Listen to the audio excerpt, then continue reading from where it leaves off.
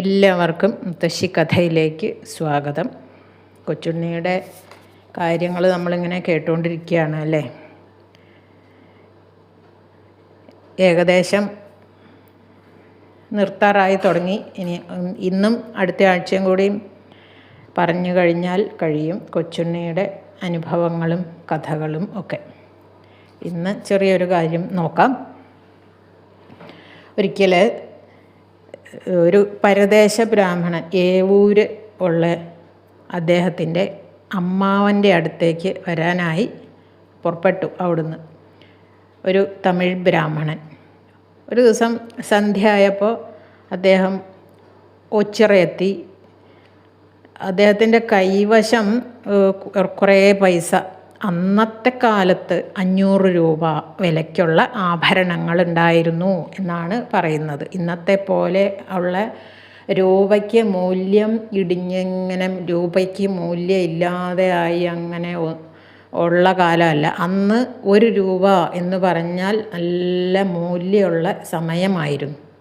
1 രൂപയ്ക്കും നല്ല മൂല്യം ഉണ്ടായിരുന്ന സമയമായിരുന്നു ഈ കൊച്ചുണ്ണിയുടെ കാലമൊക്കെ. അപ്പോൾ 500 രൂപയുടെ ആഭരണം എന്ന് പറഞ്ഞാൽ ഒരുപാടുണ്ടാവും. അപ്പോൾ അത്രയും ആഭരണം അദ്ദേഹത്തിൻ്റെ കയ്യിലുണ്ടായിരുന്നു. പിന്നെ കുറച്ച് പൈസ വേറെ പൈസയായിട്ടും കുറച്ചുണ്ടായിരുന്നു. അത് അന്ന് രാത്രി തന്നെ അദ്ദേഹത്തിൻ്റെ അമ്മാവൻ്റെ മഠത്തിൽ നിശ്ചയിച്ചിരിക്കുന്ന ഒരു വിവാഹത്തിന് എത്തിക്കാനുള്ളതാണ്. അമ്മാവൻ്റെ വീട്ടിൽ എത്തിക്കാനുള്ളതാണ് ഈ പൈസയും ആഭരണവും ഒരു വിവാഹത്തിന്. അതും കൊണ്ട് ചെന്നിട്ടില്ലെങ്കിൽ ഈ വിവാഹം മുടങ്ങും, അത് ഉറപ്പാണ്. ഈ പൈസയും ആഭരണവും അവിടെ എത്തിയിട്ടില്ലെങ്കിൽ ഈ കുട്ടിയുടെ വിവാഹം മുടങ്ങും. അങ്ങനെയായിരുന്നു. അപ്പോൾ ഈ കായംകുളം കൊച്ചുണ്ണിയെ പറ്റി ധാരാളം കേട്ടിട്ടുണ്ട് ഇദ്ദേഹം. രാത്രിയിൽ ഈ പൈസയും ആഭരണവും സ്വർണ്ണാഭരണങ്ങളും ഒക്കെ ആയിട്ട് കായംകുളം കടന്ന് പോകണമെങ്കിൽ നല്ല ബുദ്ധിമുട്ടായിരുന്നു. എല്ലാവർക്കും നല്ല ഭയമുള്ള കാര്യമായിരുന്നു അത്. എന്താണെന്ന് വെച്ചാൽ ഇത് തൽക്കാലം ഇവൻ മേടിച്ചു കൊണ്ട് പോയാലും ആ വിവാഹം നടക്കില്ല, പിന്നെ കൊടുത്താലും. അങ്ങനെയാണ്.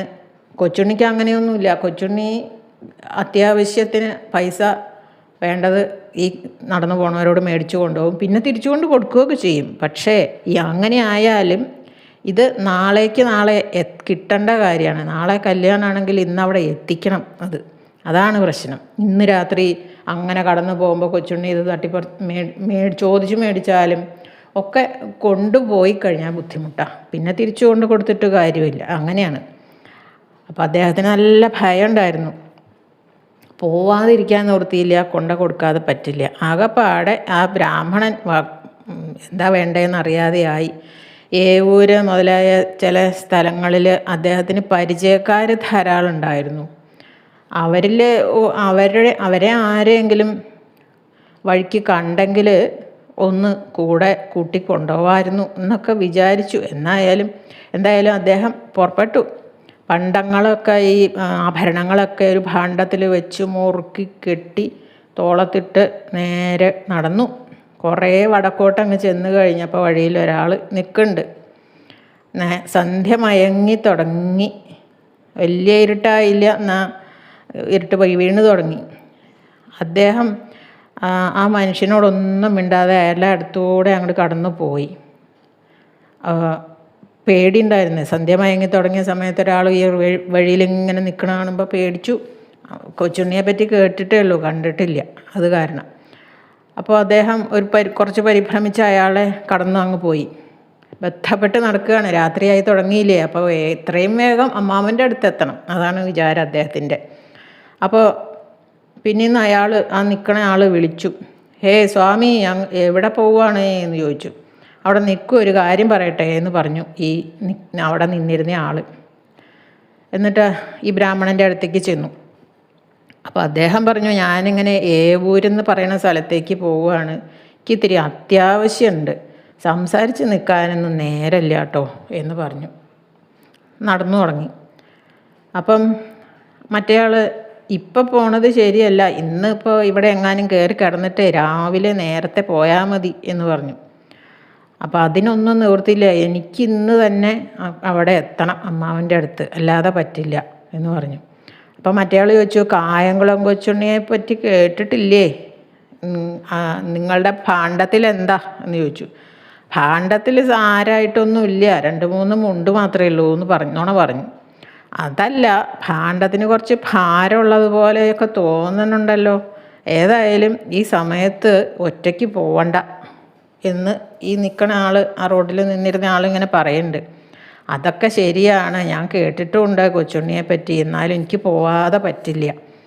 അങ്ങനെ മനസ്സിൽ നല്ല വിഷമം, അല്ല പേടിയുണ്ട്, എന്നാലും പോവാതിരിക്കാൻ നിവൃത്തിയില്ല എന്ന് പറഞ്ഞു. കൂട്ടുകാരാരും ഇല്ലാത്തതുകൊണ്ടാണ് തനിച്ച് പോകുന്നത്. ആപത്തിനൊന്നും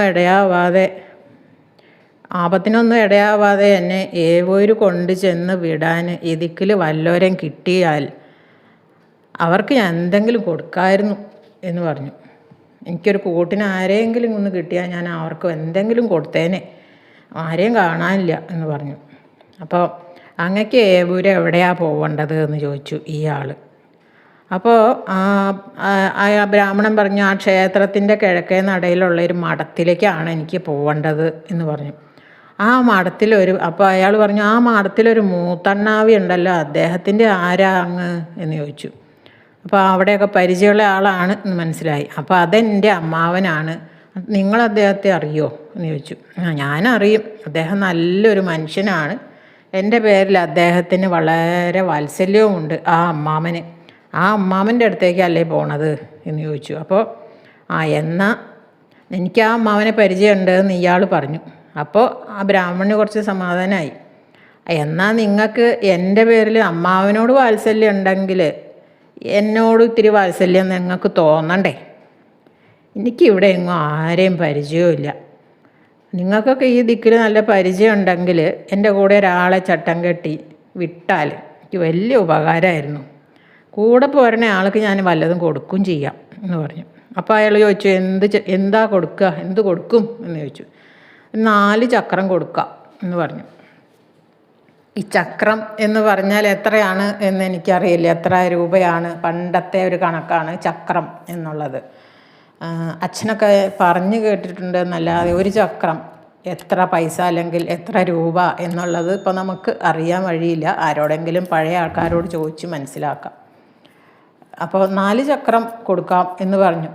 അപ്പോൾ 4 ചക്രമോ, അതിനൊന്നും ഇവിടെ ആരെയും കിട്ടില്ല എന്ന് പറഞ്ഞു അയാൾ. ഇപ്പം തന്നെ നല്ല ഇരുട്ടായിരിക്കണം. ആ സമയത്ത് ഇങ്ങനെ 5-6 നാഴിക ഒരു കൂട്ടിനായിട്ട് കൂടെ പോരണ ആൾക്ക് 4 ചക്രം കൊടുത്താൽ പോരാ, നല്ല കാര്യമായി. എന്നാൽ പിന്നെ അങ്ങ് തനിച്ചങ്ങ് പോയാൽ മതി, ഭാണ്ഡവും പോവും പ്രാണനും പോവും. അതെന്താ വിചാരിക്കാത്തേ എന്ന് ചോദിച്ചു മറ്റേ ആൾ. 5 ചക്രം തരാം എന്നാണെങ്കിൽ ഞാൻ തന്നെ പോരാ, വേറെ ആരെയും അന്വേഷിക്കണ്ട എന്ന് അയാൾ പറഞ്ഞു. ഇങ്ങനെ അവർ തമ്മിൽ ഇങ്ങനെ പറഞ്ഞ് കുറച്ച് നേരം നിന്നു. നേരം ഇങ്ങനെ ഇരുട്ടുമായി. അപ്പോൾ ആകെപ്പാടെ ആലോചിച്ചപ്പോൾ 3 രൂപ കൊടുക്കാം, എനിക്ക് 4 കൊടുക്കാമെന്ന് പറഞ്ഞു. പക്ഷേ അദ്ദേഹത്തിന് പ്രാണരക്ഷ ഓർത്തപ്പം ആദ്യം 4 കൊടുക്കാമെന്ന് പറഞ്ഞു. ഇയാൾ തന്നെ ചെല്ലാമെന്ന് പറഞ്ഞപ്പം 3 രൂപ കൊടുക്കാമെന്ന് പറഞ്ഞു. എങ്ങനെയായാലും അയാൾ സമ്മതിച്ചു അത്. എന്നിട്ട് 2 പേരും കൂടി നടന്നു. വഴിക്ക് ബ്രാഹ്മണൻ ഈ കൊച്ചുണ്ണിയെ പറ്റി ഇങ്ങനെ ശകാരിച്ച് പറയുകയൊക്കെ ചെയ്തു. മറ്റേ ആളെല്ലാം മൂളിക്കേട്ടു, കൂടെ പോയ ആൾ എല്ലാം മൂളിക്കേട്ടു. അങ്ങനെ 2 പേരും കൂടി ഏവൂര് ക്ഷേത്രത്തിൻ്റെ കിഴക്കേ നടയിൽ ഈ പറഞ്ഞ അമ്മാമൻ്റെ അടുത്ത് എത്തി. അപ്പോൾ ആ കൂട്ടുകാരൻ കൂടെ ചെന്ന ആൾ പറഞ്ഞു, ഇനി പേടിക്കാനൊന്നുമില്ലല്ലോ, ഇതല്ലേ ആ മഠം, എനിക്ക് തരാമെന്ന് പറഞ്ഞ പൈസ ഇങ്ങ് തന്നേക്കണം, എനിക്ക് പോകാൻ ധൃതിയുണ്ട് എന്ന് പറഞ്ഞു. അപ്പോൾ ബ്രാഹ്മണൻ പറഞ്ഞു, ഇങ്ങോട്ട് വരൂ, രൂപ ഭാണ്ഡത്തിലാണ്, മുറ്റത്തേക്ക് വരൂ, ഭാണ്ഡം അഴിച്ച് എടുക്കണം, മഠത്തിൻ്റെ ഇറയത്ത് ചെന്ന് ഇരുന്നിട്ട് ഭാണ്ഡം അഴിച്ചെടുത്തിട്ട് കാശ് തരാം എന്ന് പറഞ്ഞു. കുറച്ച് നേരം നിൽക്കൂ എന്ന് പറഞ്ഞു. അപ്പോൾ മറ്റേ ആൾ പറഞ്ഞു, ഞാൻ അകത്തേക്ക് വരണില്ല, ഇവിടെ നിൽക്കാം, അങ്ങ് പോയി ഭാണ്ഡം അഴിച്ച് പൈസ എടുത്ത് കൊണ്ടുവന്നാൽ മതി എന്ന് പറഞ്ഞു. അപ്പോൾ അന്ന് അങ്ങനെ ആവട്ടെ എന്ന് പറഞ്ഞ് ബ്രാഹ്മണൻ അകത്തേക്ക് പോയി മഠത്തിൻ്റെ മുറ്റത്ത് ചെന്ന് നിന്നിട്ട് അമ്മാമനെ വിളിച്ചു. അപ്പോൾ അമ്മാവൻ ഇറങ്ങി വന്നു, ഒരു വിളക്കും ഒക്കെ കൊളുത്തി അമ്മാവൻ പുറത്തിറങ്ങി വന്നു. അപ്പോൾ അമ്മാവൻ പറഞ്ഞു, അമ്മാവന് സമാധാനമായി, നിന്നെ കാണാനായിട്ട് ഞാനിങ്ങോട്ട് ഒരുപാട് വിഷമിച്ചിരിക്കുകയായിരുന്നു. ഇത്ര നേരം നോക്കിയിരുന്നു, സന്ധ്യ കഴിഞ്ഞിട്ടും കാണാതെ ആയപ്പോൾ കൊച്ചുണ്ണിയുടെ കയ്യിൽ പെട്ടു എന്ന് തന്നെ ഞാൻ വിചാരിച്ചു എന്ന് പറഞ്ഞു. എന്തായാലും നേരം വെളുത്തിട്ട് അന്വേഷിക്കാം എന്നൊക്കെ വിചാരിച്ചിരിക്കുകയായിരുന്നു. ഈശ്വരകാരുണ്യം കൊണ്ട് ഒരു ആപത്തും ഉണ്ടാവാതെ നീ ഇങ്ങോട്ട് എത്തിയല്ലോ എന്നൊക്കെ പറഞ്ഞ് സമാധാനമായി. അപ്പോൾ ആ മരുമകൻ പറഞ്ഞു, കായംകുളത്തിന് സമീപത്ത് എത്തിയപ്പോൾ നേരെ സന്ധ്യയായി. അപ്പോൾ അവിടുന്ന് ഒരു കൂട്ടുകാരനെ എനിക്ക് കിട്ടി, അയാളെ വിളിച്ചുകൊണ്ടാണ് ഞാൻ പോകുന്നത്, അതുകൊണ്ട് ആപത്തൊന്നും ഉണ്ടായില്ല. അവനൊരു 3 രൂപ കൊടുക്കാം എന്നാണ് പറഞ്ഞിട്ടുള്ളത്, എനിക്ക് തുണ പോകുന്നതിന്, അത് കൊടുക്കണം, അവൻ ആ പഠിക്കൽ നിൽക്കുന്നുണ്ട് എന്ന് പറഞ്ഞു. അപ്പോൾ അമ്മാവൻ പറഞ്ഞു, അതിനായിട്ട് ഈ ഭാണ്ഡത്തിന് നിൻ്റെ പണക്കിഴി അഴിക്കുകയൊന്നും വേണ്ട, ഞാൻ കൊടുത്തോളാം ആ പൈസ. നീ വഴി നടന്ന് ക്ഷീണിച്ച് വന്നതല്ലേ, വേഗം കുളിച്ചിട്ട് അത്താഴം എന്തേലും കഴിക്കാൻ നോക്കൂ, ഭാണ്ഡം അവിടെ ഇരിക്കട്ടെ, ഞാൻ എടുത്ത് വെച്ചോളാം എന്നൊക്കെ പറഞ്ഞ് ഈ അമ്മാവൻ മരുമകനെ കുളിക്കാനും ഒക്കെ ആയിട്ട് പറഞ്ഞയച്ചു. സ്വർണം പൈസയൊക്കെ ആണല്ലോ ഭാണ്ഡത്തിലുള്ളത്, അതൊക്കെ എടുത്ത് അകത്ത് വെച്ച് ഈ 3 രൂപയായിട്ട് പടിക്ക് പുറത്തേക്ക് ചെന്നു. അപ്പോൾ ആ മറ്റേ മരുമകൻ്റെ കൂടെ വന്നയാൾ അവിടെ തന്നെ നിൽക്കുന്നുണ്ടായിരുന്നു.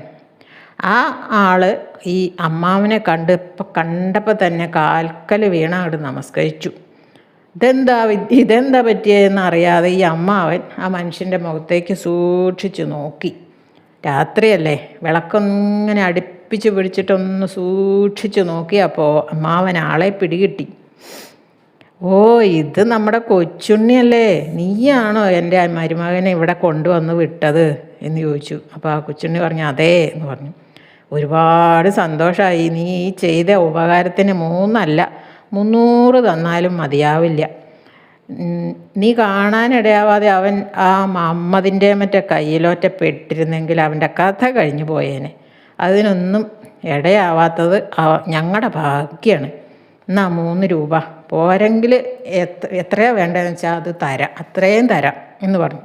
അപ്പോൾ കൊച്ചുണ്ണി പറഞ്ഞു, എനിക്കൊന്നും വേണ്ട, ഞാനൊന്നും മേടിക്കാമെന്ന് വിചാരിച്ചിട്ടല്ല തുണ പോകുന്നത്. അദ്ദേഹം ഇവിടെ സ്വാമിയുടെ അടുത്തേക്ക് വരികയാണെന്നും അങ്ങയുടെ അനന്തരവനാണെന്നും ഒക്കെ പറഞ്ഞത് വാസ്തവമാണോ എന്നൊന്ന് പരീക്ഷിക്കണം എന്ന് വിചാരിച്ചു.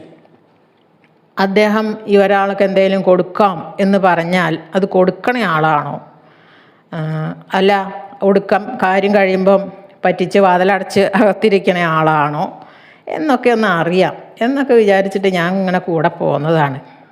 അല്ലാതെ എനിക്ക് എന്തെങ്കിലും വേണമെന്ന് വിചാരിച്ചിട്ടൊന്നുമല്ല. എനിക്ക് വേണമെങ്കിൽ ആ ഭാണ്ഡമൊക്കെ പിടിച്ച് പറിച്ച് കൊണ്ടുപോവാലോ, അതിന് തോന്നിയില്ല. അതിൽ നിന്ന് ഒരു കാശ് പോലും വേണ്ട. സ്വാമി അന്ന് തന്ന ആ വാർത്ത കഞ്ഞിയുടെ സ്വാദുണ്ടല്ലോ, അത് ഞാൻ ഇന്നും മറന്നിട്ടില്ല സ്വാമി, ഞാനത് ചത്താലും മറക്കില്ല. എനിക്ക് സ്വാമിയുടെ അനുഗ്രഹം മാത്രം മതി എന്ന് പറഞ്ഞാൽ ആ കൊച്ചുണ്ണി ആ അമ്മാവനെ വീണ്ടും നമസ്കരിച്ച് ആ 3 രൂപ മേടിക്കാതെ പോയി. ഒന്നും വേണ്ട എന്ന് പറഞ്ഞ് തിരിച്ചുപോയി. അന്ന് ഇത് ആരാണെന്ന് വെച്ചാൽ കൊച്ചുണ്ണി വീട് വിട്ട് 20ാമത്തെ വയസ്സിൽ വീട് വിട്ട് ഇറങ്ങി എന്ന് പറഞ്ഞിരുന്നല്ലോ. അങ്ങനെ നടന്ന് ഈ ഏവൂർ അമ്പലത്തിൻ്റെ അടുത്തൊരു ബ്രാഹ്മണൻ്റെ വീട്ടിൽ ചെന്ന് വിശന്നിട്ട് വയ്യ, എന്തെങ്കിലും തരുമോ എന്ന് ചോദിച്ചു. ആദ്യം പറഞ്ഞ കഥയിൽ പറഞ്ഞിട്ടുണ്ട്. അപ്പോൾ അദ്ദേഹം അവിടെ കഞ്ഞി വാർത്തു വെച്ചിരുന്നതിൽ നിന്ന് വെള്ളം കുറച്ചെടുത്ത് കുറേ വറ്റുവിട്ട് ഈ കൊച്ചുണ്ണിക്ക് കൊണ്ട് കൊടുത്തിരുന്നു. അന്ന് അവനത് അമൃത് പോലെ തോന്നി എന്നൊക്കെ പറഞ്ഞിട്ടുണ്ട്. ആദ്യത്തെ കൊച്ചുണ്ണിയെ പറ്റി ആദ്യം പറഞ്ഞ ആ ഭാഗത്തിൽ ഉണ്ട്. അപ്പോൾ ആ ബ്രാഹ്മണനാണ് ഈ അമ്മാവൻ. അത് ഈ ഏവൂര് ക്ഷേത്രത്തിൻ്റെ അടുത്തുള്ള മഠത്തിൽ പോകണം എന്ന് മരുമകൻ പറഞ്ഞപ്പോൾ കൊച്ചുണ്ണിക്ക് ആളെ മനസ്സിലായി. അതുകൊണ്ടാണ് കൊച്ചുണ്ണി ഒരാപത്തും ഉണ്ടാവരുത് എന്ന് വിചാരിച്ച് മരുമകനെ അവിടെ കൊണ്ടുവിട്ടത്. അങ്ങനെ അത്രയും കൊച്ചുണ്ണിയുടെ മനസ്സിൽ ഉപകാരം ചെയ്തവരോടുള്ള കൃതജ്ഞത നന്നായിട്ട് ഉണ്ടായിരുന്നു ഇതിനുള്ള ഒരു ദൃഷ്ടാന്തമാണ് ഈ കഥ. അതിൻ്റെ സത്യസന്ധത, കൊച്ചുണ്ണിയുടെ സത്യസന്ധതയ്ക്കുള്ളൊരു ദൃഷ്ടാന്തമാണ് ഈ കഥ എന്ന് നമുക്ക് ഉറപ്പിക്കാം. അടുത്ത ഭാഗം അടുത്ത ആഴ്ച. അതുവരെ എല്ലാവർക്കും നന്ദി, നമസ്കാരം.